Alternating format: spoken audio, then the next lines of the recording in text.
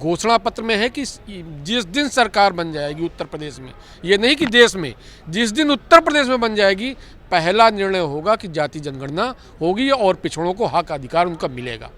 जब 52% है तो हमें 27% दिया गया। और आज अगर सबसे बड़ा डर भारतीय जनता पार्टी को और उनके नेताओं को है कि अगर हम इनके गणना कर देंगे तो गणना करने के बाद जो हक अधिकार और आरक्षण है उसकी मांग होने लगेगी। हक अधिकार छीना जा रहा है। कहने को देश के प्रधानमंत्री अपने आप को कहते हैं कि मैं पिछड़ा हूँ, और 10 साल पूरे होने के बाद भी उन्होंने जाति जनगणना नहीं कराई।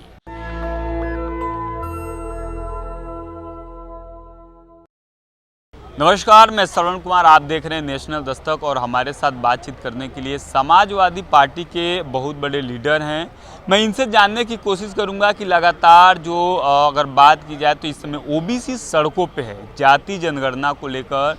सर लोग आप लोग हमेशा मैं देखता हूं कि कॉन्स्टिट्यूशन क्लब में, प्रेस क्लब में, कभी जंतर मंतर, कभी सड़कों पे जाति जनगणना की आप लोग बात करते हैं, लेकिन सरकार जो है वो सुनने को नाम नहीं ले रही है। तो आप क्या कहेंगे?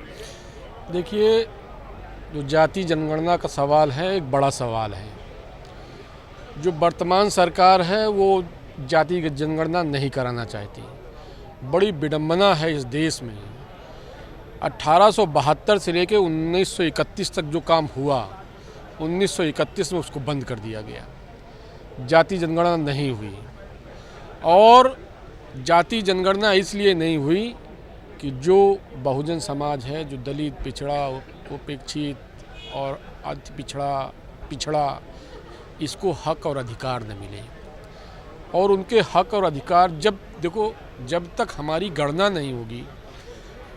काका कालेकर रिपोर्ट आई, आयोग ने अपनी रिपोर्ट दी, तत्कालीन सरकार ने ठंडे बस्ते में डाला।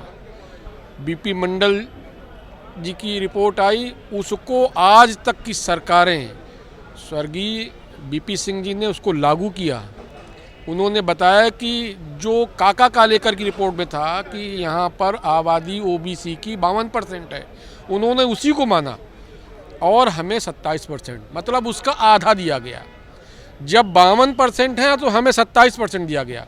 और आज अगर सबसे बड़ा डर भारतीय जनता पार्टी को और उनके नेताओं को है कि अगर हम इनके गणना कर देंगे तो गणना करने के बाद जो हक अधिकार और आरक्षण है उसकी मांग होने लगेगी। बड़ी विडंबना। आज जो सबसे बड़ा सवाल है कि जो हमारा हक अधिकार छीना जा रहा है। कहने को देश के प्रधानमंत्री अपने आप को कहते हैं कि मैं पिछड़ा हूँ, और 10 साल पूरे होने के बाद भी उन्होंने जाति जनगणना नहीं कराई। सर, बड़ी विडंबना है इस देश की। 1931 का आपने जिक्र किया, जब सर्व समाज का जाति जनगणना होता है, कहीं SC ST OBC माइनॉरिटी, चाहे वो जनरल समाज से आता है। उसके बाद से 1951 के बाद 2011 तक सिर्फ SC और ST का जनगणना होता है। OBC को नहीं शामिल किया जाता है। आपको पता होगा कि जब 2011 में जनगणना हुआ तो शरद यादव जी, लालू यादव जी और मुलायम सिंह यादव जी का बहुत बड़ा उसमें रोल होता है। आज की जो राजनीतिक पार्टियां हैं, आप सपा देखिए, बसपा देखिए, RJD देखिए, JDU देखिए और तमाम राजनीतिक पार्टियां हैं, आखिर वो दबाव क्यों नहीं बना पा रही? कहाँ वो विफल हैं? नहीं, दबाव बनाने का आपने देखा कि समाजवादी पार्टी के राष्ट्रीय अध्यक्ष माननीय श्री अखिलेश यादव जी ने पहले दिन से, जिस दिन से जाति जनगणना का सवाल उठाया है, और बड़ी उन्होंने अपने घोषणा पत्र में रखा, चाहे वो 17 का घोषणा पत्र हो, चाहे 22 का घोषणा पत्र हो, चाहे 24 का हो। आप देखिए, घोषणा पत्र में है कि जिस दिन सरकार बन जाएगी उत्तर प्रदेश में, ये नहीं कि देश में, जिस दिन उत्तर प्रदेश में बन जाएगी, पहला निर्णय होगा कि जाति जनगणना होगी और पिछड़ों को हक अधिकार उनका मिलेगा। और इसके साथ साथ उन्होंने ये भी कहा कि अगर हमारी विचारधारा की केंद्र में सरकार बन गई तो केंद्र में भी जाति जनगणना करा करके केंद्र सरकार पूरे देश में पिछड़े वर्ग के लोगों को हक अधिकार सम्मान दिलाएंगे। इंडिया अलायंस की अगर सरकार बनती है तो पूरे देश में जाति जनगणना होगी। प्रदेश में उत्तर प्रदेश जो बड़ा प्रदेश है, अगर वहाँ पे सपा की सरकार बनती है, क्या इंडिया अलायंस की सरकार बनती है? लेकिन सवाल है, देश की जनता जानना चाह रही है कि पॉलिसी क्या तय की जाएगी, क्या रणनीति होगी आगे की अगर जाति जनगणना भी हो जा रही है तो? जाति जनगणना में हमने केवल ये नहीं कहा कि हमारी गणना कर दो। जाति जनगणना में सभी की गणना है। लोग क्यों डर रहे हैं उससे? इसलिए डर रहे हैं कि वो 1% हैं।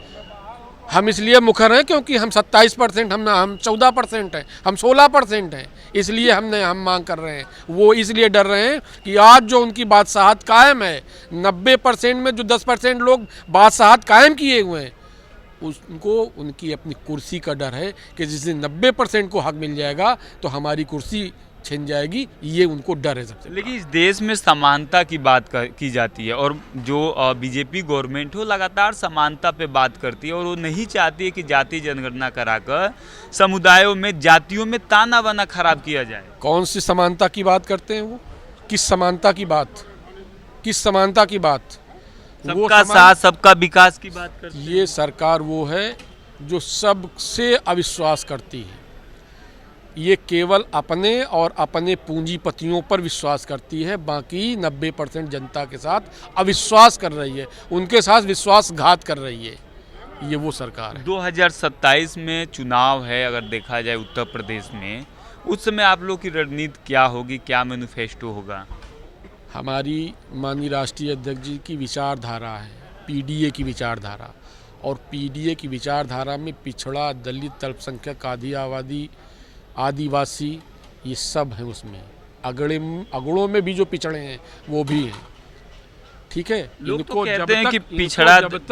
इनको जब तक हक, अधिकार, सम्मान सुरक्षित नहीं होगा तब तक समाजवादी पार्टी सड़कों पर रहेगी। और जिस दिन सरकार बन गई उस दिन जो पीडीए है, उस पीडीए को उसका सम्मान, उसका आरक्षण मिलेगा। चलिए, शुक्रिया सर, बहुत बहुत धन्यवाद। तो सर थे, जिस तरह से इन्होंने कहा कि अगर इंडिया गठबंधन की सरकार बनती है तो पूरे देश में जाति जनगणना होगी। उत्तर प्रदेश में अगर 2027 में सरकार आती है तो जाति जनगणना होगी और उसके आधार पे शोषित वंचित समाज, जो जिस समुदाय से आता होगा, जो मुख्य धारा में नहीं है, उनको जोड़ने का काम किया जाएगा। आप क्या सोचते हैं, हमें कमेंट में जरूर बताइए। शुक्रिया। नेशनल दस्तक की आपसे गुजारिश है कि अगर इसको बचाना चाहते हैं तो नेशनल दस्तक को सब्सक्राइब करने के लिए रेड कलर के सब्सक्राइब बटन को दबाएं, फिर बेल आइकन की घंटी दबाएं।